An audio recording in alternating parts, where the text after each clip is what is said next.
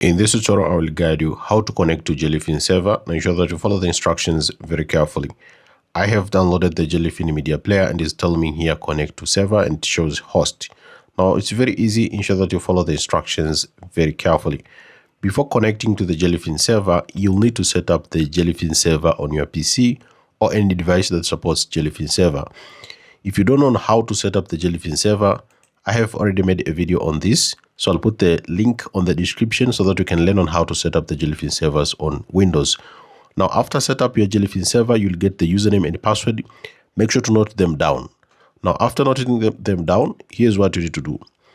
On your PC, to connect to the server, if you have opened the Jellyfin media player, you'll have to search here for CMD. Open CMD, which is command prompt. Now type IP config and then click enter. And then you'll see here the wireless adapter Wi-Fi, or depending on which internet you're using.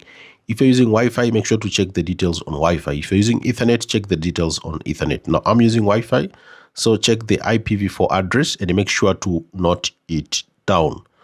So after noting it down, which is the IPv4 address, now open the Jellyfin media player. On the host here, make sure to type, which has been shown there.